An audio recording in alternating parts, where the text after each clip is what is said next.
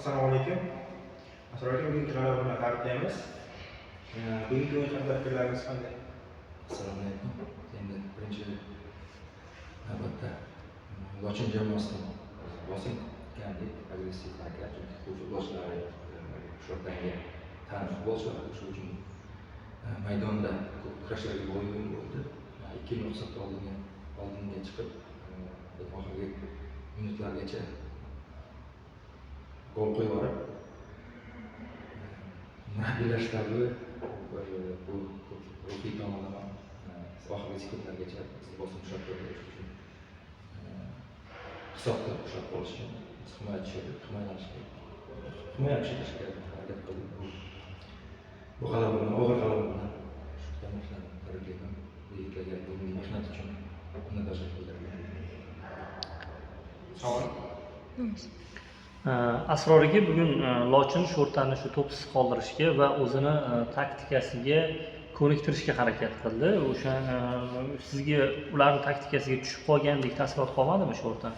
To'p nazorati Lochinda bu markazda o'ynagan futbolchilar bilan Bekjon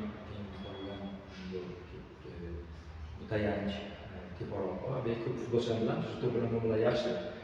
Ko'plari nasafda birga shug'ullanishgan, harakatchan. Biz o'rtada ozgina boshqacharoq taktika qo'ydik. Hujumchi o'yladik, qanotlardan qilamiz.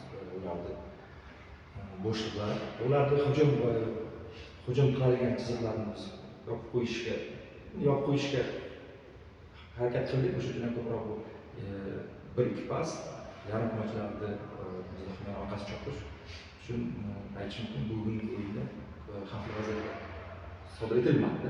Lekin to'p nazorati bo'lganda biz tomondan ham ko'p vaziyatlar bo'lmadi. Lochin tomonidan ham standart holatlar faqatgina o'yinni taqdirini hal qildi. Sho'rtandagi stadionni va Go'llikdagi maydonni farqlaganda nimalarni his qilasiz? Bu yumshoqroq, maysa balandroq. Biz asosiy maydonda mashg'ulot qilish imkonini yo'q. Chunki Superliga jamoasi mashg'ulot harakatlanyapti. O'sha uchun biz bu o'zimizni mashg'ulot qiladigan maydonda harakatlanyapmiz, mashg'ulot o'tkazyapmiz. O'sha uchun farqi bor, qoplanadi. Shuning uchun futbolchilarni biz bugun ko'p yurtirsak yoki bosim uyushtirsak, ko'plarning oyoq mushaklarida muammo bo'lishi mumkin degan fikrim bor. Shuning uchun hozir ko'p ham kerakli holatlarda bosim qilishga undardik va keraksiz holatlarda bosim qilmaslikka o'qitdik. Otaqulovga fikringizni tushuntirishga harakat qildingiz. Sizga o'sha qarshi fikrlarni bildirdi. Jarayon haqida o'zi umuman nimadan kelib chiqib e'tiroz bildirdingiz? Endi bu qaysi holatda futbolchi to'p bilan harakatlansa, unga nisbatan agressiv yoki unga nisbatan to'p uchun kurashdi. To'p surgan futbolchiga u harakatlandi, chunki u Bekzod to'pni uzatgandan keyin ozgina bo'shashganda, o'sha holatda Elbek uni oyog'iga tashladi. Bu qaysi holatda jarohat olib kelishi mumkin degan fikr uchun Elbekka ehtiyotroq bo'lish va agressiv, to'psiz agressiv harakat qilmasligini aytdim. U qaytardi, Zaxiradagi kuchlar bugun sizga asqotdimi tushganda? Zaxiradan bunaqa boshib ketish qiyin o'ylayman.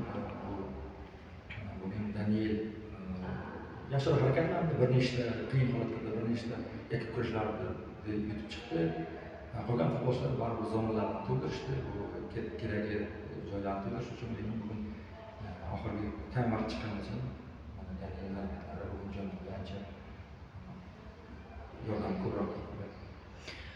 Ko'zi yonishi, o'zini ko'rsatishi borasida Lochinda ko'proq deb o'ylaysizmi shu jarayonda? Bu tomonlama oldin ham fikr aytganman.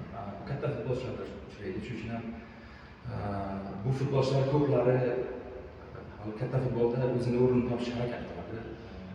Va bizda bo'lib ketgan ko'p futbolchilar sho'rtanga nisbatan bizga noto'g'ri qaror ekanligini ko'rsatishga harakat qiladi. O'sha uchun ularda motivatsiya, ustunligi bu aniq. O'yin jarayonida o'sha uchun ham biz bosim qilmadik. Masalan, bizda Yuriy Klachkov, Abdurahmon Muhammad Ali, Sovrin Bekzod, ularni bosim uyushtirish kuchli tomon emasdi. Shuning uchun o'shanaqa o'yin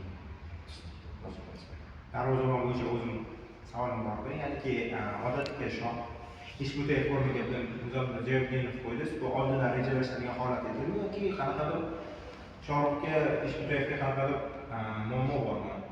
Yo sababdami, boshqa sababdami?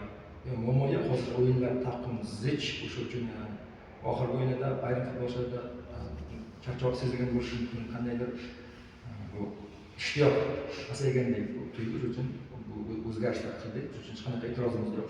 Shohruh ham bu Ziyoddin bizni birinchi darvozabonimiz. Keyingi o'yinda boshqacha bo'lishi mumkin.